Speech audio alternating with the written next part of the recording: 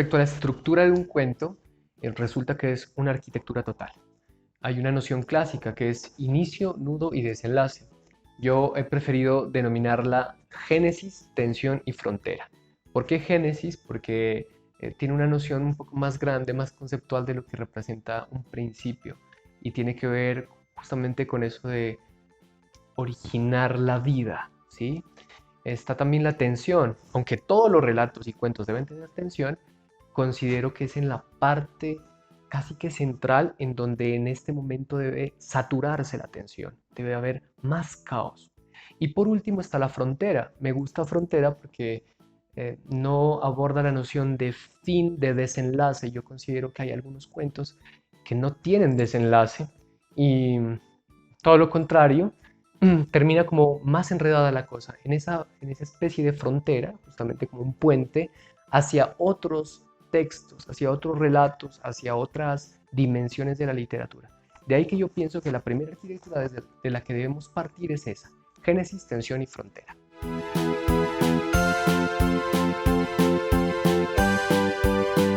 El cuento se compone de varios elementos. Algunos de ellos son el narrador, el mundo narrado, la atmósfera, los personajes, el tiempo y algo fundamental, la trama.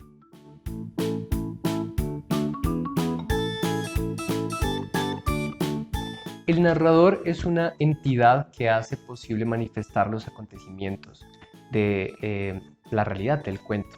Un narrador no es un autor.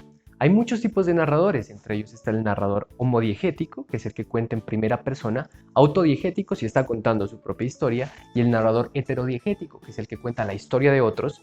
En ocasiones se suele poner el narrador omnisciente, que es ese narrador que sabe absolutamente todo.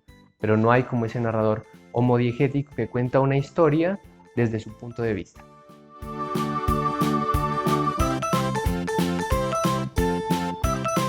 El mundo narrado hace relación a los espacios, a los territorios y a los tiempos en donde habitarán todos los acontecimientos, personajes que están en el cuento.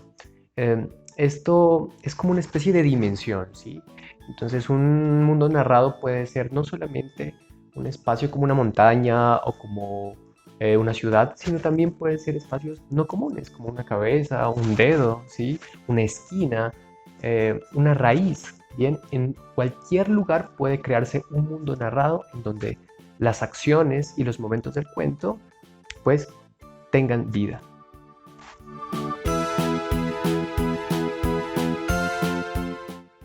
Un personaje es una entidad ficcional que se encuentra dentro del cuento y que la voz narrativa le da vida. Los personajes, más allá de ser humanos, más allá de ser presencias, justamente son eso, como una especie de entidades que toman una vida muy particular y que desarrollan los momentos del cuento.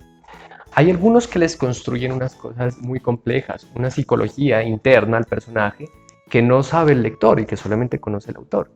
Hay otros que se despreocupan por completo de crearles esta psicología a los personajes. Es muy relevante, otros los relacionan con símbolos y arquetipos, como en los mitos y las leyendas, y eso hace que la oralidad tenga más importancia y la historia cobre un valor, llamémoslo así, más simbólico e inconsciente. Hay que prestar mucha atención a este universo de los personajes.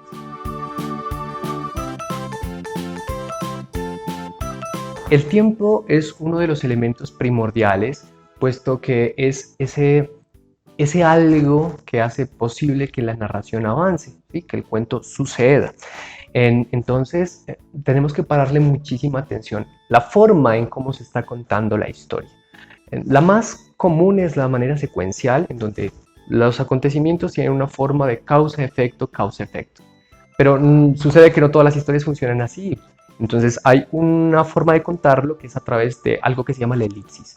La elipsis es cortar tiempos. ¿Sí? No podemos contar una realidad total, contamos momentos del personaje. ¿Se imaginan si contáramos toda la realidad de este personaje? Está también otra figura que es la analepsis, que es justamente esa figura en donde un personaje viaja al pasado y desde el pasado enuncia, cuenta las cosas del pasado. Y está también la prolepsis, que es precisamente eso, un personaje viaja hacia el futuro y empieza a contar desde ahí.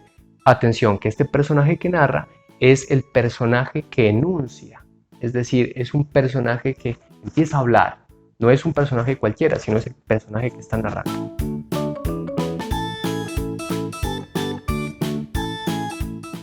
La atmósfera y la trama son muy importantes. La atmósfera es una especie de sensación que debemos empezar a enlazar a través de todos los hechos y actos que suceden en el cuento.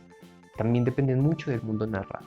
Y la trama es esa especie de secuencia, esa especie de forma en que el autor empieza a codificar los actos para que todo quede muy bien organizado. Viene del lenguaje de la modistería, ¿no? El entramaje, el tejer.